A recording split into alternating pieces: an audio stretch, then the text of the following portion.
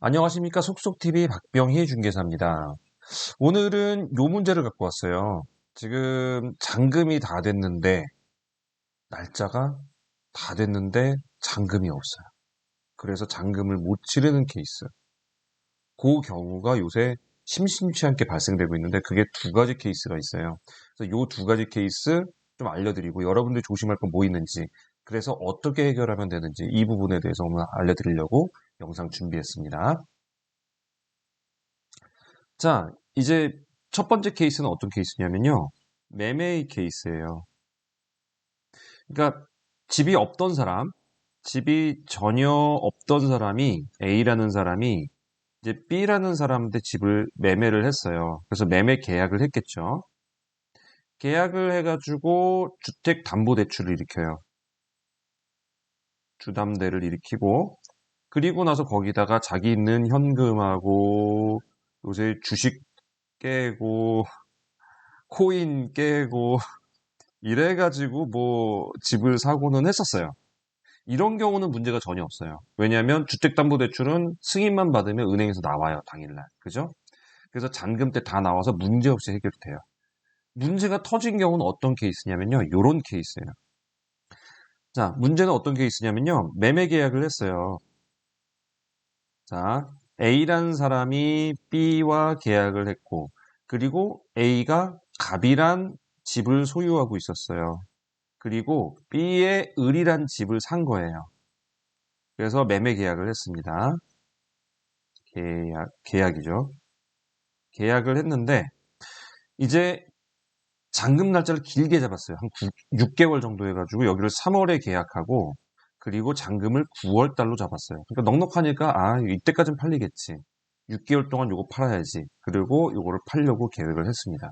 왜냐면, 얘가 요거 판 가격하고 주택담보대출을 더하면 얘를 살 수 있거든요. 그래서 요렇게 해서 잔금을 마련을 하려고 했어요. 근데 요게 팔려야 되는데 3월 돼도 4월 돼도 5월 돼도 6월 돼도 7월 돼도 8월 될 때까지 이게 안 팔린 거예요. 큰일이 났어요.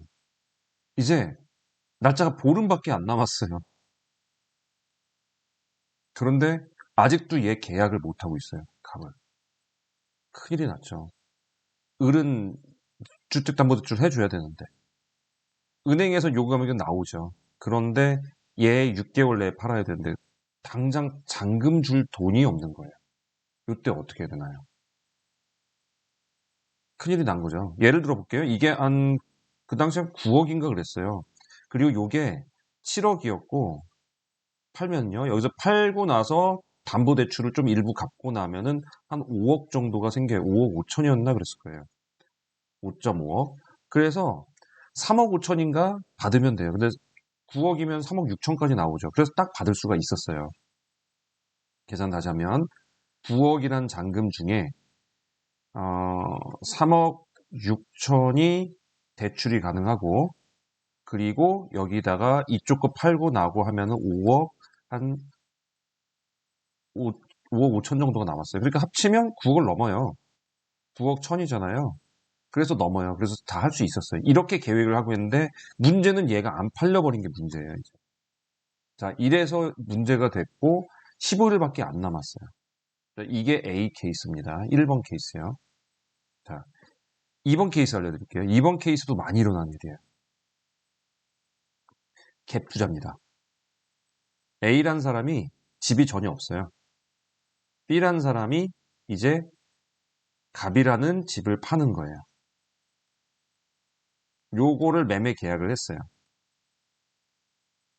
네. 그리고 이것도 날짜를 넉넉하게 받아놓습니다. 이것도 똑같이 3월로 할게요. 계약 3월에 하고 9월 달에 잔금하기로 했어요. 그런데 이 사람은 정작 돈이 2억밖에 없었어요. 그 당시에 이 집값은 8억이었고요. 전세가 6억을 넘어갈 때였어요. 그러니까 6억 3천, 5천 막 이럴 때였어요. 그러니까 6억만 받아도 충분하다. 두 개 더하면 8억 되니까. 그래서 이 사람이 2억으로 처음에 8억이니까 계약금 8천이었겠죠. 그리고 1억 2천 해가지고 중간에 중도금을 줘서 2억을 다 맞춰 놓습니다. 그리고 나서 전세 세입자를 갭 투자로 기다려요. 요 사이에 전세 세입자 구해주세요 해가지고 세입자를 맞추는 거죠. 6억에. 그럼 되겠죠.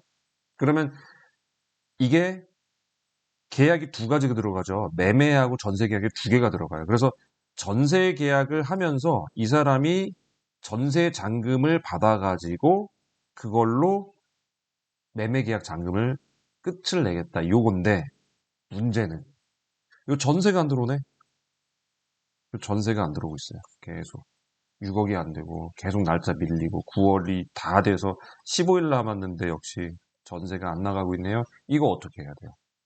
이래서 문제가 생긴 케이스가 두 케이스인데 이것 때문에 잔금이 지급 못 되는 채무 이행 지체가 발생되게 됩니다. 지난번에 얘기했죠? 채무? 예, 돈을 갚아야 될 의무죠. 그래서 이 잔금 때 돈을 줘야 되는데 그거를 못 주고 있는 거예요. 난리가 났어요. 대출이 나오나요? 지금 대출도 안 나와요. 규제돼 있어서 주담대 외에 안 나와요. 근데 주담대보다 훨씬 못 미치잖아요. 주담대 8억짜리 주담대 하면 3억 2천밖에 안 나와요. 근데 6억을 전세를 받아야 되는데 그거 훨씬 못 미치는 거 받으면 뭐예요? 이거 받으면 받는 즉시 6개월 내에 본인이 들어가서 입주해야 돼요. 그죠? 여러 가지 진퇴양난에 걸립니다. 그래서 지금 이 사건, 이 두 가지 케이스 때문에 잔금 이행 지체 사건이 엄청나게 일어나고 있어요. 자, 요거를 해결하는 방법이요. 아쉽지만 어쩔 수가 없습니다. P2P 대출이라는 게 있어요. 후순위 대출이라는 건데요. 예를 들어서 9억짜리 매매를 했을 때 여기에 대한 실제 지금 40%밖에 대출이 안 돼요. 그래서 40% 대출하면은 3.6억이 대출이에요. 40%. 그러면 60%는 내 돈이 있어야 돼요. 그죠? 그런데 지금 이거를 전세로 막을 거려고 했었고 한 케이스는 내 집을 팔아서 메우려고 했었던데 둘 다 지금 어긋난 케이스예요. 이거를 그럼 뭘로 하느냐? 이거를 후순위 대출이라는 걸 이용해요. 1금융권은 1순위 대출이 들어가죠. 1순위 대출. 1순위 대출이라는 거는 근저당의 최우선권에 들어가는 순위가 1순위라는 얘기예요. 그 1순위 대출을 들어가는 건데 이 후순위 대출은 얘보다는 뒤에 순위로 들어갈게 라면서 대출을 들어가는 거예요. 그러면 얘네들이 바본가요? 왜 후순위를 들어가? 네, 이유는 딱 하나입니다. 금리가 세다는 거. 그래서 여기는 보통 주담대는 3점대일 거예요. 금리가. 이자가 3점대 될 때 여기는 거의 8점대네요. 자, 그래도 어떻게 해요? 지금 당장 이행 지체가 되면 법적으로는 최고하고 이거를 해지할 수 있죠. 그럼 해지하게 되면 계약금 다 몰수당하고 예, 끝내게 되는 거예요. 이 상황으로 가는 게 매수자한테 득이 될 게 전혀 없거든요. 그죠? 그리고 지금같이 계속 가격이 올라가는 상황에서는 오, 손해가 이만저만이 아니죠. 그래서 후순위 대출을 이용하면 이렇게 이율은 잠깐 높지만 잠깐 받아놓고 이거를 해결한 다음에 그러니까 전세를 맞춘 다음에 또는 기존 집을 판 다음에 나머지를 갚는 방향으로 가시면 그래도 네, 위기는 면할 수가 있습니다. 이게 사실 대출을 막아놔서 생긴 문제예요. 사실 대출 규제 이번에 안 하고요. 여러 가지 집 규제 안 하고요. 조정 대상 지역 또는 투기 과열 지구 이런 거 규제를 안 했으면 사실 집값이 이렇게 올랐을까? 저는 그것도 궁금하긴 해요. 어찌됐든 솟아날 구멍은 있습니다. 그러니까 혹시 모르겠으면 후순위 대출 물어보시고 이거 찾아보시면 나오고요. 만약에 모르시겠다 그러면 네 방법이 있죠. 네, 여기 여기 번호 여기로 전화 주시면 제가 얼마든지 연결해 줄 수 있으니까 이런 문제 생겼을 때 알려주시면 제가 도와드리도록 하겠습니다. 자, 오늘 여기까지고요. 잔금 대출 내가 매매하면서 못하게 됐다 하더라도 그거 너무 지금 걱정하지 마시고 최대한 할 수 있는 방향 최선을 다하시고 만약에 안 되면 그래도 구제받을 수 있는 방법은 있다라는 거 그거 하나 알아주시고 진행하시면 되겠습니다. 자, 오늘 여기까지 도움되셨다면 구독과 좋아요 부탁드리겠습니다. 감사합니다.